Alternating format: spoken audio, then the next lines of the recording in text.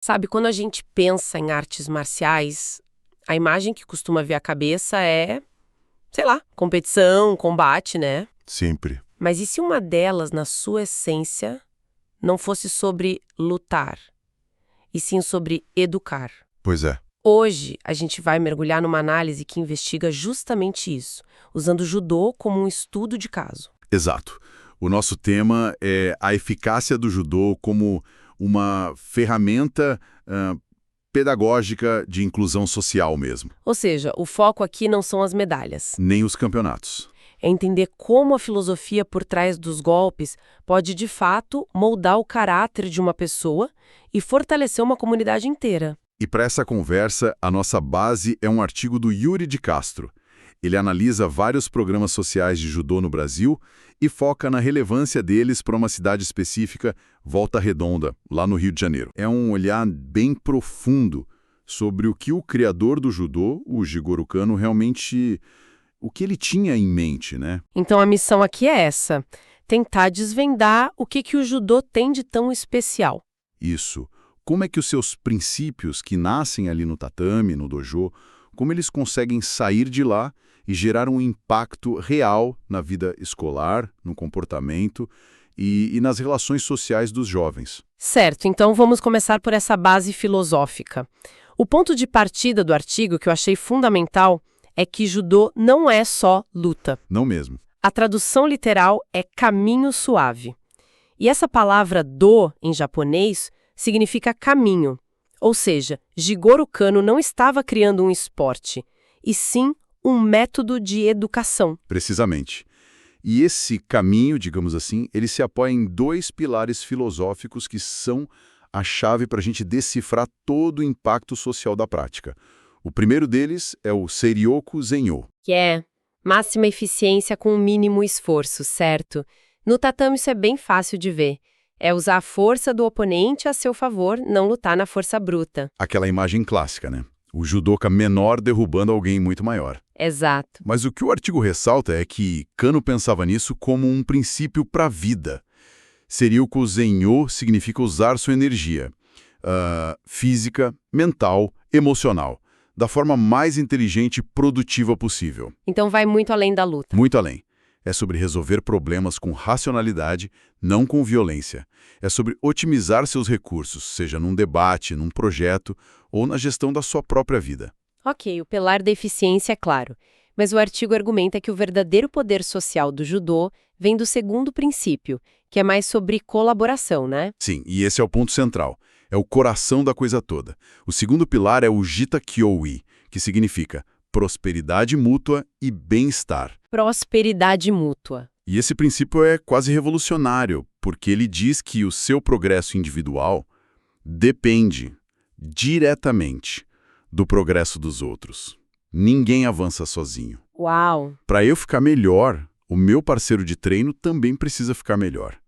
A sua vitória não pode vir da destruição do outro, entende? E essa ideia se manifesta de uma forma muito concreta no treino diário, através da relação entre o tori e o uki. O artigo usa esse exemplo e ele é, muito poderoso. É um exemplo perfeito.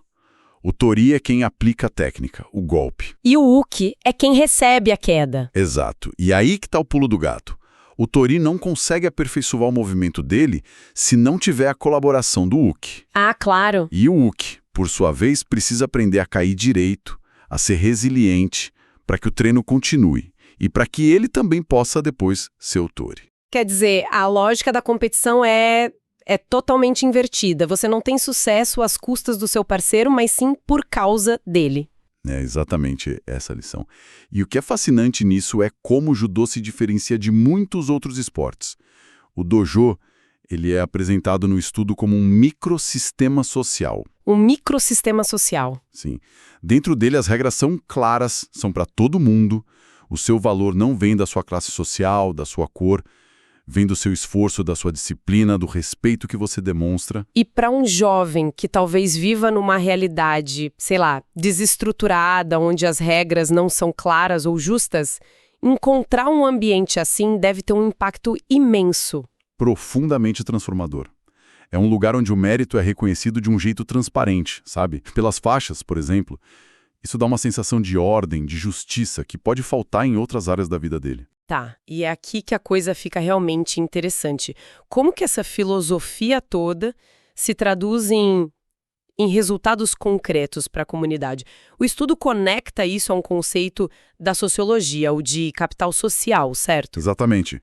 O conceito de capital social, que foi popularizado pelo Robert Putnam, descreve as redes de confiança, as normas de cooperação que fazem uma comunidade funcionar bem. O artigo argumenta que os projetos sociais de judô são tipo fábricas de capital social. E como isso acontece na prática? Pensa assim, o projeto reúne jovens de diferentes bairros, escolas, realidades sociais. Que talvez nunca fossem se encontrar. Nunca. No dojo, eles são colocados sob as mesmas regras, com os mesmos objetivos. E isso por si só já cria pontes. Mas o mais interessante é que a confiança não é só uma ideia abstrata. Ela é praticada, fisicamente. É quase como se o corpo aprendesse a confiar antes da mente. Você literalmente se joga nas mãos de outra pessoa, centenas de vezes. Exatamente. Você precisa confiar que seu parceiro vai te proteger na queda, que ele vai seguir as regras. Esse ato físico de fazer o kemi, a técnica de queda, enquanto o outro aplica o golpe, constrói laços de solidariedade muito fortes, que, como a pesquisa aponta, transbordam para fora do tatame. A análise também destaca o papel das figuras de autoridade dentro do dojo. O professor, o sensei e os alunos mais graduados, o senpai. Eles não são só técnicos. De forma alguma. Eles viram modelos de conduta moral. O sensei muitas vezes ocupa um espaço de mentor, uma figura de autoridade estável e positiva. Preenchendo lacunas, talvez. Em muitos contextos, sim, ele preenche lacunas deixadas pela família ou pela comunidade. É a pessoa que estabelece os limites, que cobra disciplina, mas que também oferece reconhecimento e apoio. E isso tudo, essa estrutura toda, gera resultados que dá para medir. Sim. O artigo cita outros estudos, como uma pesquisa do Soares, de 2019, que mostra correlações bem claras. A participação nesses programas está associada a um aumento da frequência escolar. Sério? Sim, diminuição da evasão e redução da exposição a riscos como drogas e violência. O judô oferece o que o estudo chama de um lugar social seguro e de prestígio, onde o status vem da dedicação, não de fatores externos.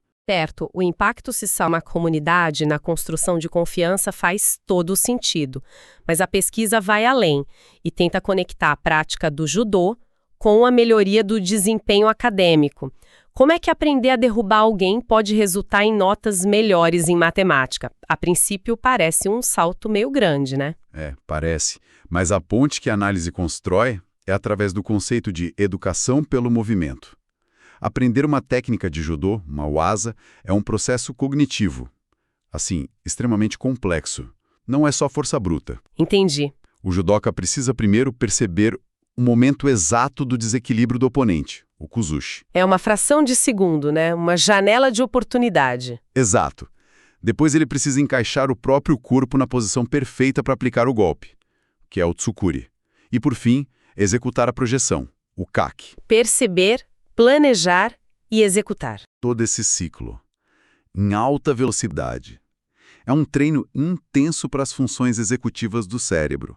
Ah, então são as tais funções executivas, tipo foco, memória de trabalho, planejamento, autocontrole, as mesmas habilidades que a gente precisa para aprender qualquer coisa na escola. Precisamente. A tese central é que essas habilidades são transferíveis. A capacidade de focar totalmente no seu oponente, ignorando a torcida ou o cansaço para executar um golpe. É, em essência, a mesma competência para se concentrar numa aula ou resolver um problema num exame.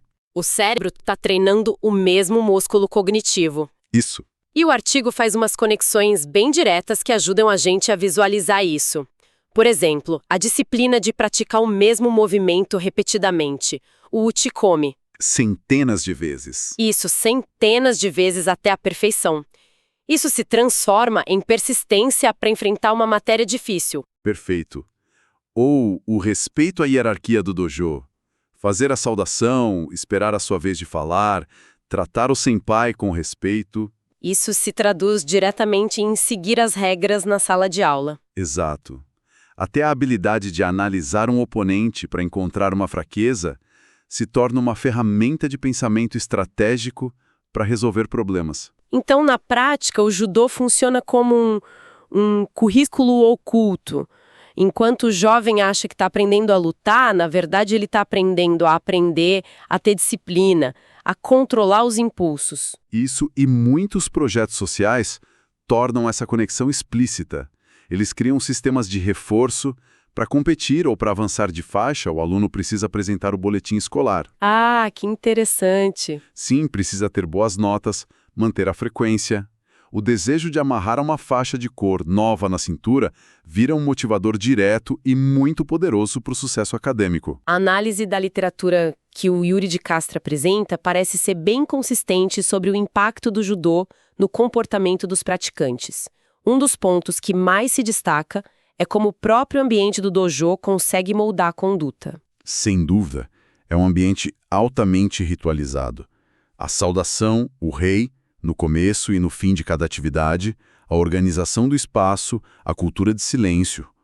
Tudo isso impõe um modelo de comportamento que muitas vezes contrasta com o caos do mundo lá fora. E tem a questão de aprender a lidar com a frustração. Cair e levantar é a essência do treino, né? E a primeira coisa que se aprende, o Kemi, a arte de cair em segurança. Isso ensina resiliência de uma forma muito física e imediata. Uhum. A queda deixa de ser vista como uma derrota ou um fracasso. Ela passa a ser entendida como parte indispensável do processo de aprendizagem. Você cai, se levanta e tenta de novo. Essa lição, internalizada no corpo, é uma ferramenta poderosa para a vida. E a agressividade, que é algo natural, principalmente em jovens. Como o judô lida com isso? Ele a canaliza. A energia, a raiva, a agressividade são direcionadas para um objetivo construtivo dentro de um sistema de regras muito estrito. É o primeiro princípio de novo. É a aplicação prática daquele primeiro princípio, o Seiryoku Zenyo, o uso eficiente da energia. O judoca aprende a transformar um impulso potencialmente destrutivo em força controlada e produtiva. E voltando ao segundo princípio, o Jita Kyoei, da prosperidade mútua, ele se manifesta na criação de uma comunidade forte, de uma rede de apoio, certo? Exatamente. O dojo se torna uma segunda família para muitos. E isso é crucial para a inclusão social. O artigo menciona como, para jovens que podem ser estigmatizados em suas comunidades, a identidade de judoca ou atleta se sobrepõe a rótulos negativos. Eles passam a ser vistos de outra forma. E a se verem de outra forma. É a conquista de uma nova identidade social positiva e baseada no mérito pessoal. Então, quando o estudo direciona o foco para a Volta Redonda, a conclusão é que esse tipo de projeto não é apenas uma atividade de lazer, mas uma política pública estratégica. Sem dúvida. A conclusão do artigo é que investir em programas de judô social, especialmente em municípios com alta vulnerabilidade, é uma política pública de alto retorno sobre o investimento. E o sucesso não se mede em medalhas. Exato. O ponto mais importante é como medimos o sucesso. Não é pelo número de medalhas em competições. Mas sim pela melhoria dos indicadores sociais. Isso. Melhor desempenho escolar, redução da criminalidade juvenil, aumento do engajamento comunitário. O verdadeiro troféu é a formação de cidadãos mais éticos, resilientes e colaborativos. Fazendo uma síntese de tudo que a gente discutiu, fica claro que o judô, quando ensinado com foco na sua filosofia original, é muito mais do que um esporte. Muito mais. Ele é, de fato, um caminho que, através dos princípios de eficiência, o Seiryoku Zenyo, e de prosperidade mútua, o Jita Kyoei, parece ser extremamente eficaz em construir disciplina, resiliência e um senso de comunidade. Sim, e as evidências que a análise reúne apontam para um impacto real e mensurável no comportamento, no desempenho acadêmico e na inclusão social. A estrutura do judô, com sua hierarquia, seus rituais e sua ética de cooperação, oferece um sistema de valores e uma rede de apoio que podem ser um divisor de águas na formação de um jovem. O artigo termina com uma sugestão para pesquisas futuras que deixa uma reflexão bem interessante. A proposta é comparar a longo prazo os resultados de vida de ex-praticantes de judô com os de participantes de outros esportes ou de outros tipos de projetos sociais. O que levanta uma questão fundamental. Se o segredo não está apenas em manter os jovens ocupados, mas na filosofia específica da atividade, que outros currículos ocultos podem existir em outras disciplinas? Como na música, por exemplo. Exato. Pensemos na música em grupo, no xadrez, no teatro. Que valores e competências socioemocionais eles ensinam de forma implícita? E a pergunta que fica é: como a gente pode identificar, medir e aplicar esses currículos de forma consciente para gerar transformação social em uma escala ainda maior?